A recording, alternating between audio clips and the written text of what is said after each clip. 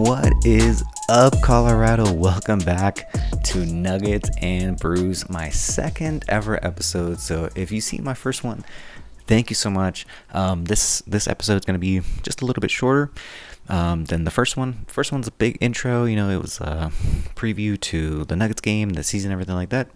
My name is Misa. Like I said, welcome to Nuggets and Brews, where we talk Denver Nuggets and we sip on good old local Colorado craft beer. Today I have Big Thompson from, let's see if it'll focus here. Probably not. But anyways, it's a Big Thompson brewery from Loveland, Colorado. So if you happen to be in the area, happen to be in Loveland, Colorado, or pick it up from your local liquor store, whether that's Argonaut, Molly's, or just like your local shop here and there. Ask them if they have it. I bought this Haze Maker Juicy IPA. It's fantastic. I really enjoyed it. I tried it on the first episode, if you saw it. But yeah, let's talk some Nuggets. Let's drink a beer, and let's cheer to the first win of the season. I mean, my goodness. Cheers, folks. Cheers, cheers, cheers.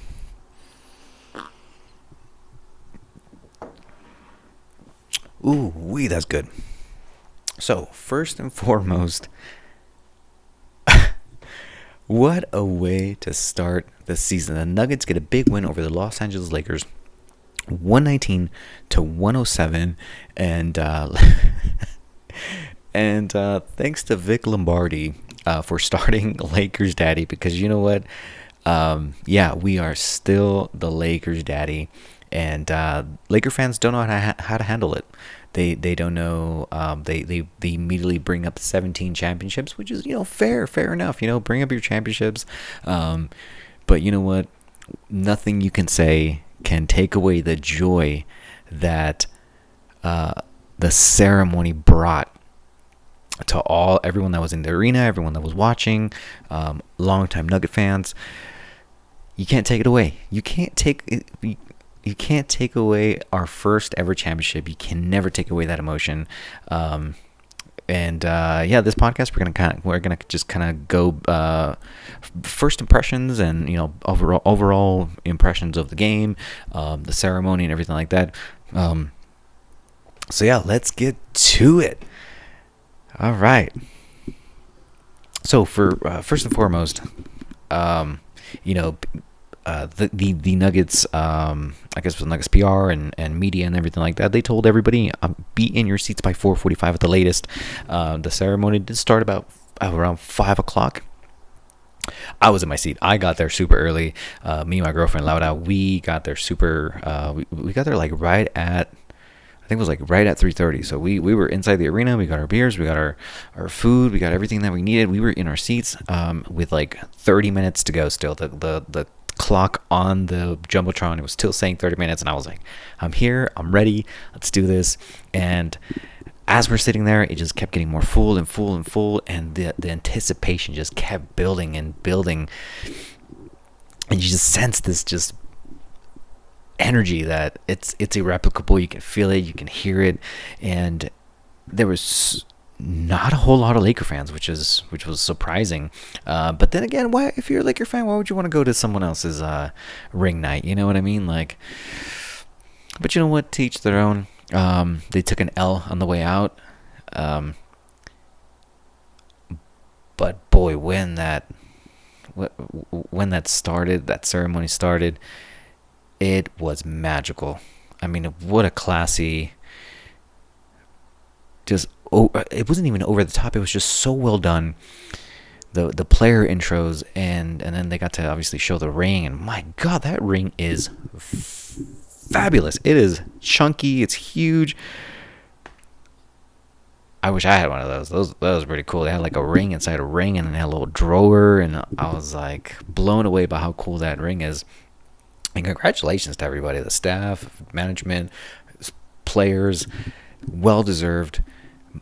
And thank you so much for representing the city of Denver, the way the Denver Nuggets have done it over the past, you know, 4 or 5 years, ever since they, you know, began building this team and this culture, to finally kind of see it into fruition. And and to see it that way, man, it brought tears to my eyes once again when they were raising the banner and the players were looking at it.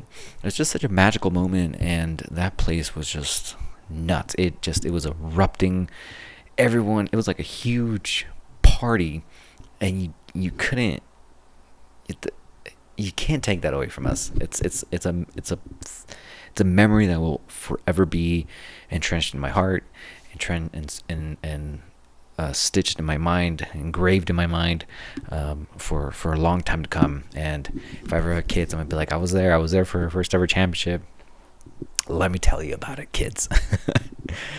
But it was great. It was wonderful. There's just so much that happened. Obviously, Vic Lombardi started out as the MC, to introduce all the players and everything like that. And obviously, he got some cheers as well. Shout out to you, Vic Lombardi. My goodness, you did not back down from being there. Like, the Nuggets could have easily been like, Vic, we can't bring you again after all the comments you made and for stirring the pot. No, the Nuggets brought him back. They stood their ground, and so did Vic Lombardi, and I applaud everyone for that. And he said something along the lines. He was like, I think he was introducing. I can't remember what he was introducing, but he said something about the lines of like, and there was a sweep, and everyone just erupted because everybody knew, like, hey, you Laker fans, like, we're gonna let you hear it. And the Lakers players were in the tunnel, kind of hearing everything and seeing everything on their screens and stuff like that. So you knew what was happening. And but no, the Jamal Murray, when Jamal Murray came out with for his introduction, he did the old blue arrow thing that he does, which is awesome. He hadn't done that in such a long time, so thank you for bringing that back. And yeah, every play introductory, from DeAndre Jordan all the way to Jokic was the last one, and deservingly so. When he came out, the biggest MVP chant of all time. It was so loud.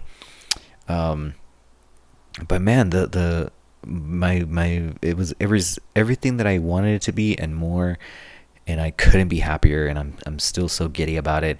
I heard nothing but sports talk radio today, and by all means, I wish I can relive it again. I took some pictures and video here and there, but I just wanted to make sure that I enjoyed it. I enjoyed the moment, and I wasn't just there with my phone. But man, what a wonderful way to start the season. And but yeah, after the ceremony, there was a game to be played, because you know what? It was closing the chapter on a wonderful playoff run and finals performance and championship win. It was the final chapter, and so after the ceremony was over, it was time to play a game. And boy, the game did not disappoint. It was a little bit back and forth for like a good 5 minutes in the beginning of the first quarter. Because both teams treated it like a playoff game. Like, it had that playoff atmosphere from the get-go. The crowd was super into it. Let's go Nugget chants. I mean, a defense chants. Like, he was on fire. A ball arena was lit from the get-go. And that's what you want. You want some spice to start out the season. And my goodness, this game had a lot of spice to it.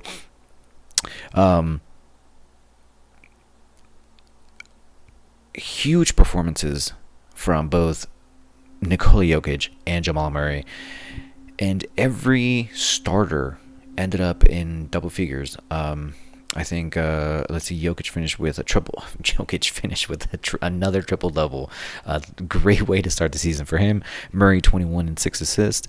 Gordon with 15, MPJ with 12, and KCP chipping in 20 as well. Great performances from your starters, and to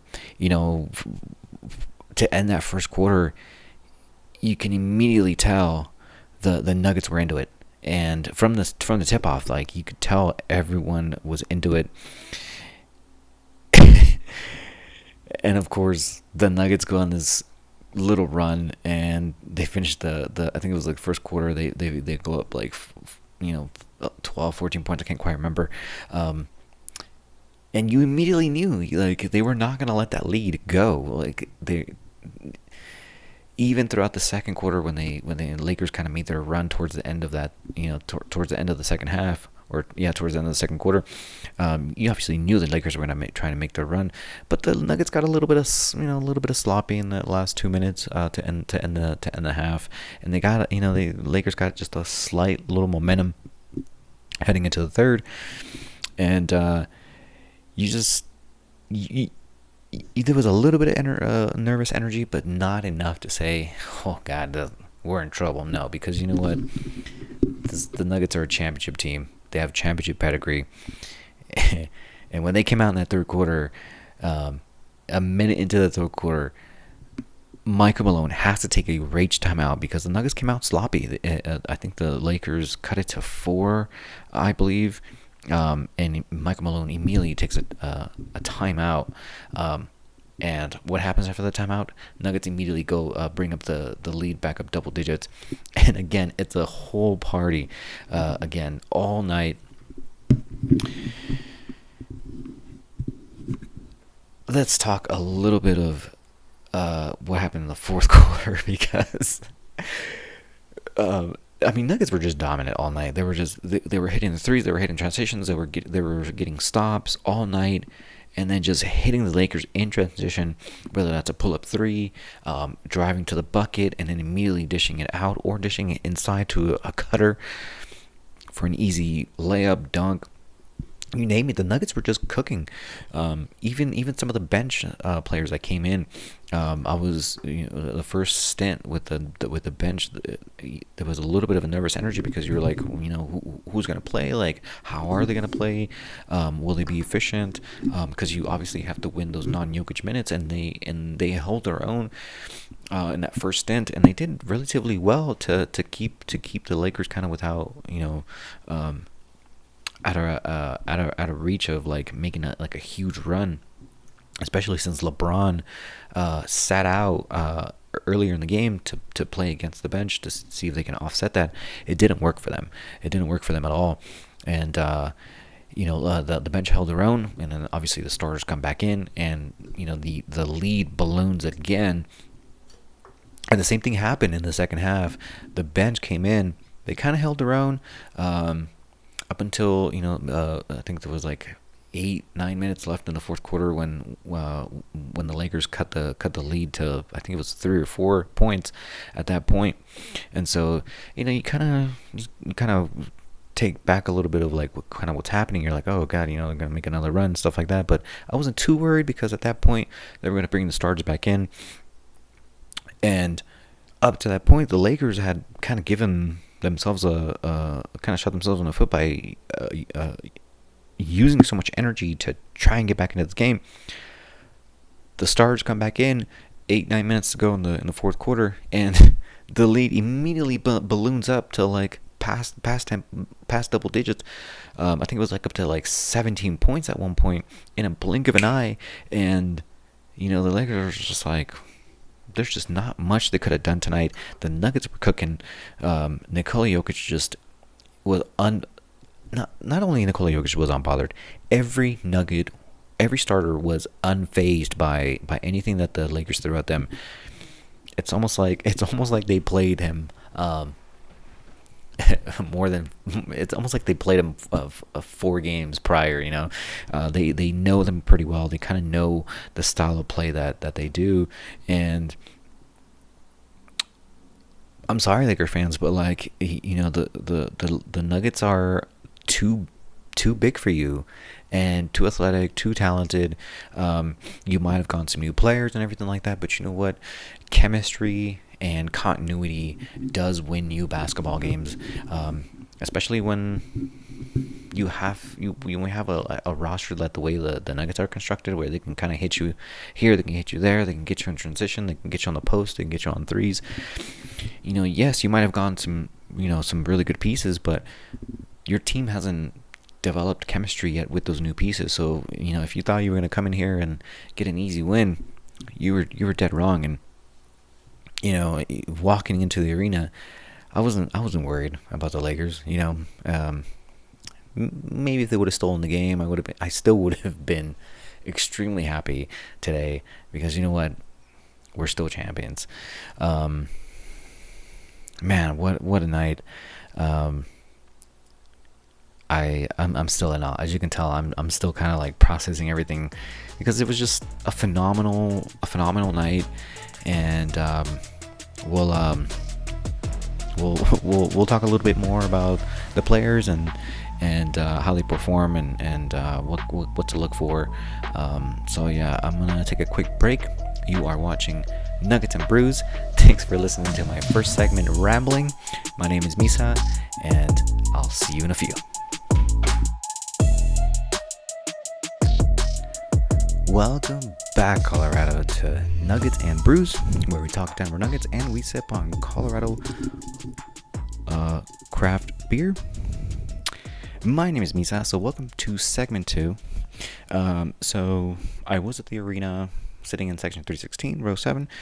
So if you happen to be at any more Nuggets games and you're watching this, come say hello. I'd love to come talk Nuggets with you. So I have not had a chance to rewatch the game. I do record the games. I did record this one.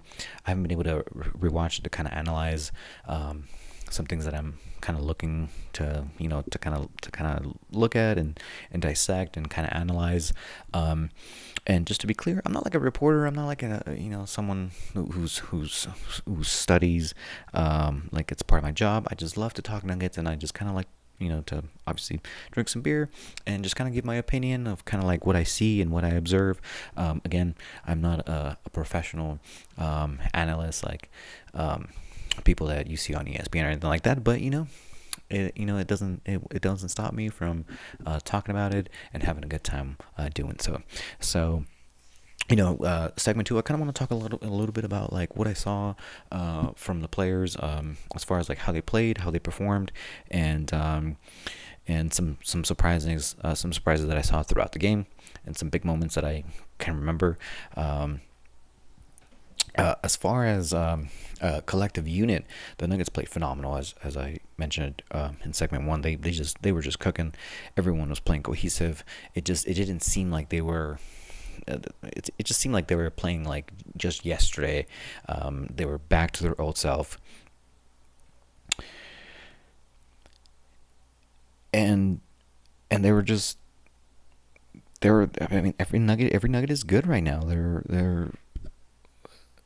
They know how to play for each other. They know how to play with each other, and when it comes to big moments and understanding like the situations, they just absolutely know what to do.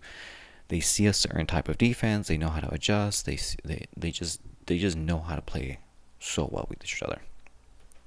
Some of the players that I want to talk about is obviously the starting 5. So I'm just gonna go through the list. Obviously, we're gonna start out with Nikola Jokic, Big Honey, 2-time MVP, Finals MVP. Jokic is king. I mean, there's no other way to put it. Big Honey, he knows what to do. He was unfazed, unbothered by Anthony Davis. Like I haven't seen, like we've seen Jokic be aggressive in certain moments, and we've seen him be assertive. Man, tonight he wanted all the smoke, and he brought it. Any time he saw AD and he was being guarded by AD, he didn't care. He didn't shy from it. He was like, I'm gonna back you down. I'm gonna either hit a 3 on your face. I'm gonna hit you on the low block. I'm gonna get you a little hook shot.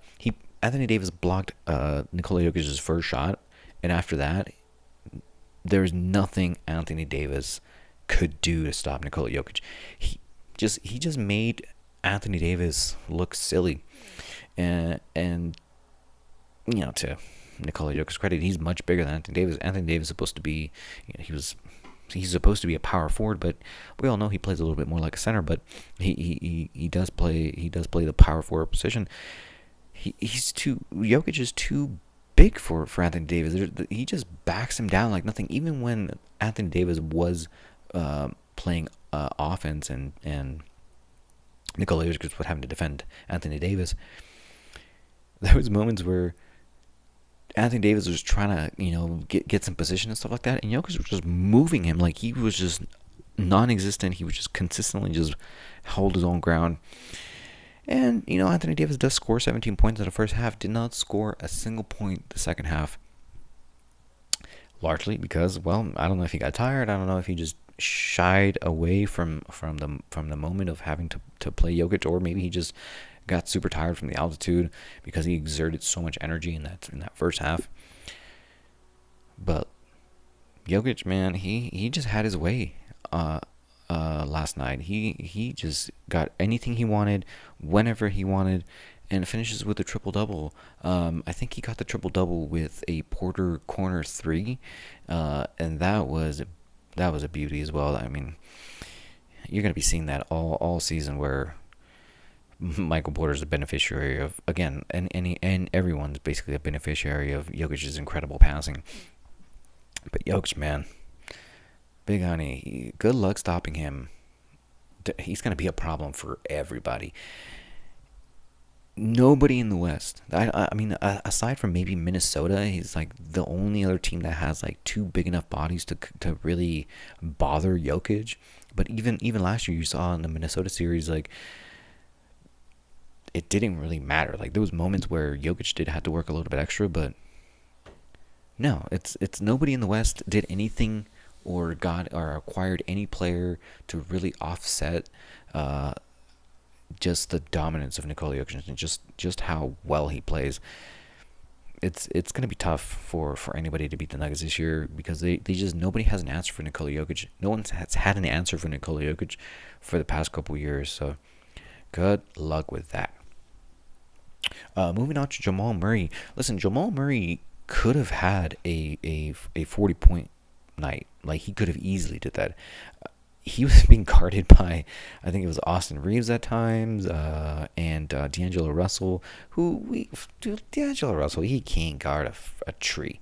Let's be honest. And he tried to bring a little bit of physicality towards Murray, and it didn't go well, because they got into the penalty way too quickly, and Murray was he was also there was moments where he could have just cooked everybody all at once, and he chose to play within the Nugget system and chose to play the right way, and that just shows the maturity level of how Murray has improved his overall game, that he doesn't really he can easily take over a game, and we've seen him take over games, but that's not necessary with his team. And he played within himself, he played within the offense, and he was just, again, his points were loud. And he had 6 assists, which was great. He was facilitating, and he had some incredible passes tonight as well. I think he had one where I think he was going for a layup, and then he kind of faked it, tosses it to KCP, and then KCP tosses it, does a quick outlet pass to Reggie, who just does a little side step and just drains a three. Murray was just kind of everywhere as well. On defense, he was really active, kind of really bothering a lot anyone who was kind of in front of him. No one really, they tried testing Murray, and it just kind of didn't work. So again, anyone who wants to test Murray, good luck with that, because they did not. The Lakers got lucky tonight. They did not see the eye of the Murray. Whenever you get Murray on kind of mad, watch out, because Murray will just absolutely destroy you. Gordon, man, Aaron Gordon tonight was also phenomenal. He just played big, he just played like physical. He was dunking on people. I love that like big step through that he has, where he does like this power Euro step, where just like he picks up his dribble and just like 1, 2 steps, and he just kind of either like goes for a power move on that last step, or just kind of does like a nice like little floater, or little hand shoot, or he'll just go for a straight dunk. There was a couple of dunks tonight where it just shook the rim. There was one he got away with, where it was an alley-oop, but I think he grabbed the rim with his other hand and then just dunked it with the other. It was still very cool. Good thing the the refs didn't see it. But you know what? That play, whether it was called or not, it would have not affected the outcome of the game. I saw a lot of Laker fans complaining about that one play, and it was like, dude, that was like in the third quarter, I think. So it would have not have made a difference. You like y'all lost by like plus 10, so like that wouldn't have made a difference. But Gordon was huge. He was huge tonight. Great playmaker, and you love to see Gordon playing aggressive like that, cutting and playing that dunker spot, and just catching those big time alley oops that just shakes and just makes the crowd just erupt. And tonight he brought it. Moving on to Michael Porter Jr. Michael Porter Jr. People were kind of upset about his threes and how he wasn't shooting well and everything like that. The dude finished with like 12 points. I think he had like 10 rebounds or something like that. I know he had double digits. Actually, let me look it up right now. But no, he was great. Obviously, his shot is not going to be perfect, but you know he's going to get better. And for the Nuggets to pull up a huge win with Michael Porter only hitting like 2 threes or 1 3. I can't remember exactly how much he had. Again, I haven't done my homework because I've been incredibly busy. Yeah, he finished 12 points, 12 rebounds, 5 of 13 from the field, 2 of 9 from three, or yeah, 2 of 9 from three. But the 2 threes that he had at the end were huge, and they felt huge at the moment because the Nuggets were in the middle of their run, and they just, Michael Porter hits those threes and just extends the lead, and it just crushes you because Lakers were trying to stop here and there, and all of a sudden you get hit by a three. So I'm not incredibly disappointed by Porter. I think he's coming back from like a small ankle injury. I can't remember. I'm not exactly sure what it was. But I'm happy to see that he was out there. He was playing great defense, and I didn't really see a lot of lapses from him when it came to the defense. He played great.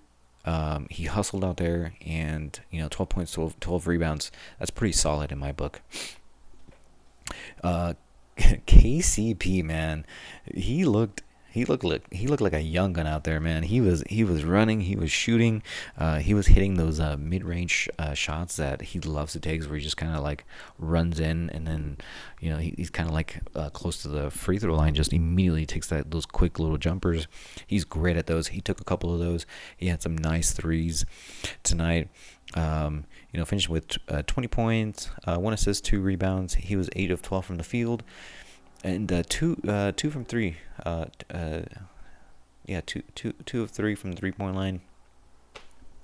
Just a great performance from him as well, and that's kind of what you want from your starters. This is kind of you should this isn't anything new. If you're new to watching the Nuggets, this isn't anything new. Like this team knows how to play together. This team knows how to play for each other, with each other.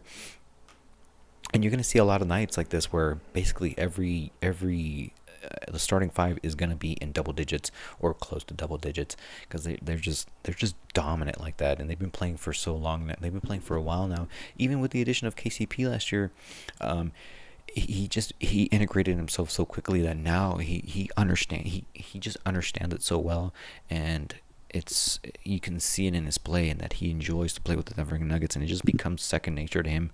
Everything's so fluid with KCP whenever he's out there, because that allows Murray to not have to guard so much, and KCP just picks up that extra little bit of slack to assist on those rotations. So great for KCP to start out the year like that, and also to get a win on his former team again. So that was great. Let's talk just a little bit about the bench, because it was definitely new rotations, and it's going to be a little bit of an experimental throughout the year. But I think once they settle down, once kind of Malone figures out those nice combos and stuff like that, you're definitely going to be seeing some consistency, and you're going to be seeing some growth. I did not feel like, I don't know if it was just like because it was game 1 and they were just so hyped, and but they looked locked in from the get-go, and the one thing you don't want your bench to do is make a lot of mistakes. And there was not a whole lot of mistakes from this team, especially from the bench. I'm sorry. There was not a whole lot of mistakes from the bench, which is which is exactly what you need. You just want to be able to thread water, get enough points to just offset the scoring from the other bench. In this case, offset a little bit of the scoring with LeBron James going up against your bench. So you want to be able to just kind of keep it out of reach until until the stars come back in. They did that. They did their job. It was great to see Christian Brown there, like trying to bully people. I believe he had like a miss, and then immediately the next play he just comes back with like a huge like left hand layup that you were like, whoa, this Christian Brown gets up. He's got some hops. I'm telling you, like when he's running full speed, you don't realize he's a big kid, man. Like he'll truck you. And a lot of NBA players are gonna find out this year. When this kid is running at you full speed, you better get out the way. 'Cause Christian Brown is coming. Um, Reggie Jackson, finished 8 points. I feel like Reggie Jackson is still kind of learning how to play with the Nuggets. He didn't really have a whole lot of time to play with this team last year. He had a couple stints here and there. But he's still learning the style. He's that type of player that just loves to dribble. There was a little bit of that this first game. Not overly concerned with Reggie Jackson.